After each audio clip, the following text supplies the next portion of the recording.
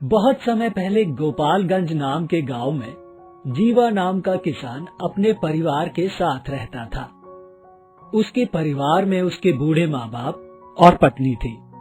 जीवा बहुत मेहनती था। वह अपने खेतों में खुद मेहनत करता, पर उसका फल उसको उतना नहीं मिलता जितने का वह हकदार था। बस किसी तरह घर का खर्चा चल रहा था। जी तोड़ मेहनत करने के बाद भी उसके खेत में पैदावार अच्छी नहीं होती, इसीलिए वह परेशान रहता था। हल चलाते हुए कई बार जमीन से अजीब से पत्थर बाहर निकल आते थे, तो वह सोचता था मेरी जमीन ही पथरीली है, इस कारण हमारी पैदावार कम होती है। वह कई बार पिताजी से खेती की जमीन बेचकर शहर में काम करने की बात कर चुका था, पर उसके पिताजी हर बार मना कर देते। फिर एक दिन, पिताजी आप समझते क्यों नहीं हैं? हमारी खेती की जमीन पथरीली है, इसीलिए अन्न की उपज बहुत कम है। इतनी मेहनत करने के बाद भी हम लोग एक एक पैसे के लिए परेशान रहते हैं।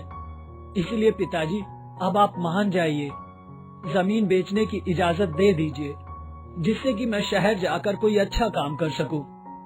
जीवा, तू कई बार इस बारे में बात कर चुका है, तुम्हारे समझ क्यों नहीं आता?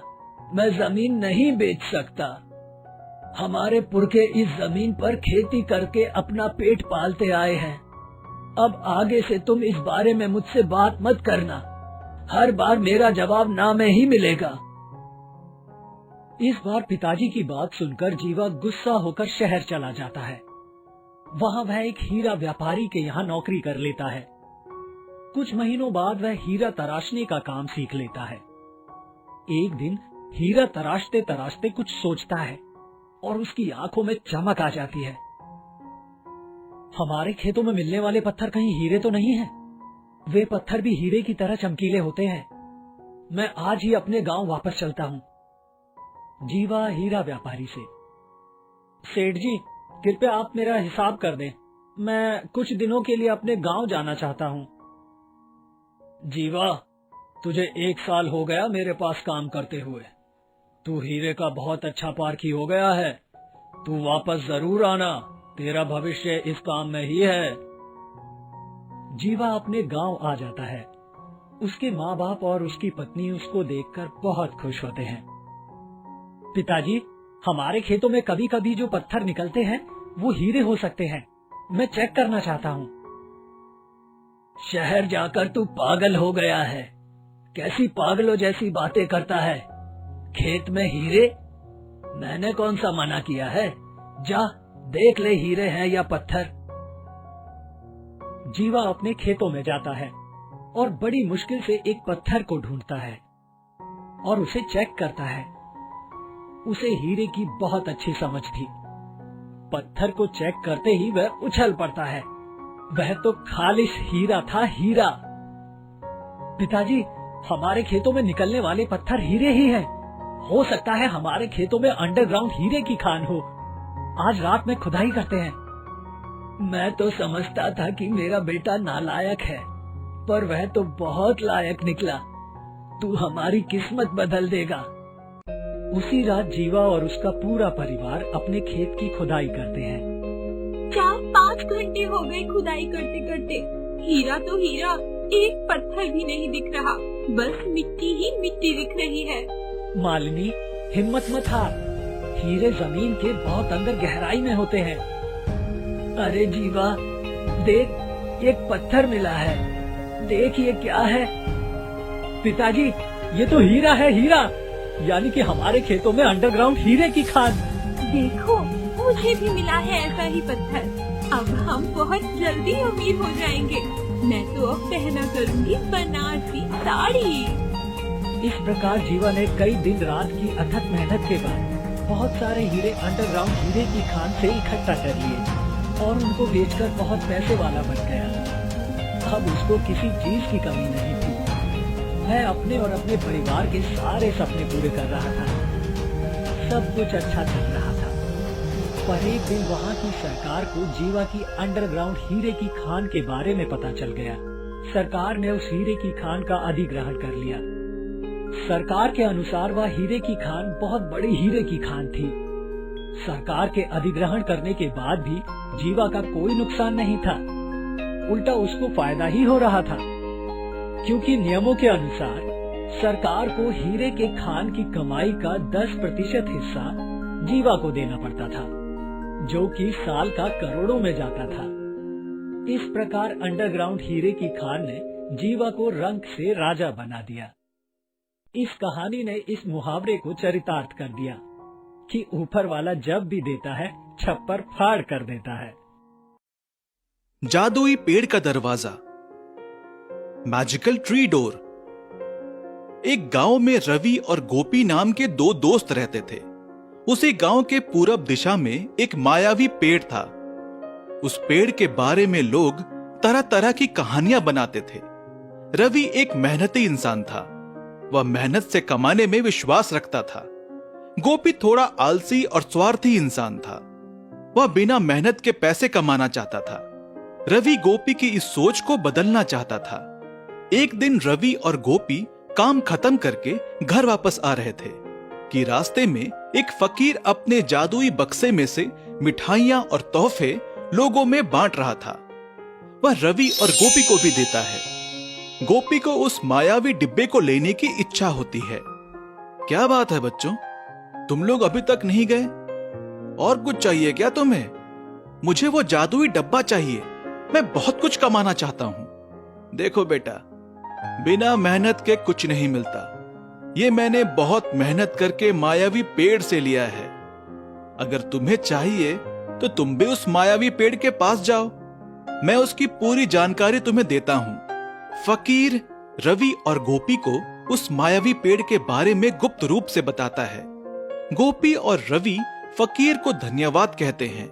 वह उन्हें प्रणाम करते हैं और अगले दिन अपने खाने के बक्से बांधकर उस मायावी पेड़ के पास निकलते हैं। दोपहर तक वह पेड़ के पास पहुंचते हैं। दोनों वहां तक धैर्य से आए।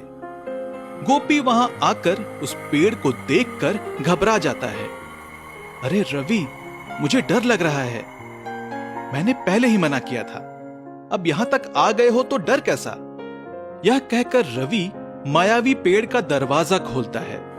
अंदर पूरा अंधेरा था। वह धीरे धीरे सीढ़ियां उतरते हैं।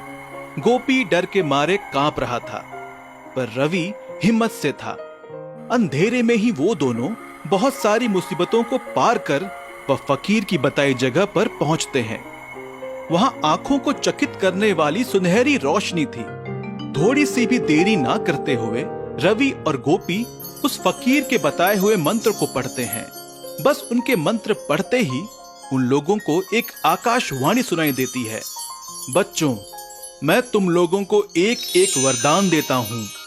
मांगो क्या मांगना है, पर वरदान मिलने के बाद अपने अपने वरदान लेकर तुम लोगों को इस मायावी पेड़ से बाहर तुरंत निकलना है। रवि और गोपी मायावी पेड़ को प्रणाम कर अपनी अपनी इच्छाएं अपने अपने मन में मांग लेते हैं। गोपी आंख खोलकर देखता है, उसके पास हीरों से भरे थैले थे। गोपी उन हीरों के थैलों को देखकर खुशी से झूम उठता है। वह खुशी से रवि की ओर देखता है, मगर रवि के पास कुछ नहीं था। क्यों रवि, तुमने कुछ नहीं मांगा क्या? मेरी सबसे बड़ी दौलत तुम हो। मुझे और क्या चाहिए? चलो जल्दी यहां से, हमारे पास वक्त नहीं है। गोपी को रवि की बातें समझ में नहीं आई। वह 2 थैले कंधे पर और 1 थैला हाथ में पकड़कर चलने लगता है। रवि थैला पकड़ने में गोपी की मदद नहीं करता, क्योंकि यह आकाशवाणी का नियम था। रवि सिर्फ गोपी को जल्दी चलने के लिए कह रहा था। थोड़ी दूर जाने के बाद गोपी थक जाता है और वहां थैली नीचे रख देता है। रवि गोपी को देखकर, गोपी, हमारे पास वक्त नहीं है, हमें यहां से निकलना होगा, वरना हमारे प्राण चले जाएंगे। गोपी फिर से उन थैलों को अपने कंधों पर लाद कर वहां से निकलता है। 10 कदम भी चला नहीं कि पीछे से भयानक आवाज उनका पीछा करने लगी। गोपी अब और नहीं चल पा रहा था। वह बहुत ही मायूस होकर रवि की ओर देखता है और कहता है, रवि, तुमने मुझे बहुत बार समझाया कि लालच मत किया करो, पर मैंने तुम्हारी बात नहीं मानी। तुम जैसा दोस्त होना मेरी खुशकिस्मती है। यह मायावी पेड़ मेरी लालच की सजा मुझे देगा। तुम मुझे छोड़कर यहां से चले जाओ, तुम खुश रहो। गोपी के यह कहते ही वह भयानक आवाज उस तक पहुंच जाती है। गोपी चिल्लाते हुए कहता है, रवि तुम यहां से भाग जाओ, अपने प्राण बचाओ। नहीं गोपी, मैं तुम्हें छोड़कर कहीं नहीं जाऊंगा। रवि के यह कहते ही वह भयानक आवाज गोपी के पास आती है। रवि गोपी का हाथ थाम लेता है। यह सब एक ही पल में होता है। एकदम से बड़ी बिजली कड़कती है। दोनों जब आंखें खोलते हैं तो वह दोनों पेड़ के बाहर पड़े हुए थे। गोपी खुशी से रवि के गले मिलता है। रवि मैं कैसे बचा? यह सब कैसे हुआ? गोपी ऐसा कुछ होने वाला है इसका मुझे पहले से ही अंदाजा था। अगर मैं कुछ कहूं तो तुम मेरी बात नहीं मानोगे, इसलिए मैंने यह वरदान मांगा कि जैसे ही मैं तुम्हारा हाथ थामूं तुरंत हम दोनों सुरक्षित उस पेड़ से बाहर आ जाएं। रवि की यह बात सुनकर गोपी की खुशी की हद नहीं थी। रवि मैं इतने दिन लालच करता रहा, आज से तुम ही मेरी दौलत हो, मेरी सबसे बड़ी दौलत, मेरा दोस्त है, कहकर रोने लगा। रो मत गोपी, तुम भी मेरे अच्छे दोस्त हो। दोनों अपने अपने घर पहुंच जाते हैं। नहा धोकर भोजन करके सो जाते हैं। पलंग पर सो रहे रवि के तकिए के नीचे कुछ ऊंचा महसूस होता है। तुरंत रवि अपना तकिया हटाकर देखता है, उसके तकिए के नीचे फकीर के पास जो जादुई डिब्बा था वह दिखता है।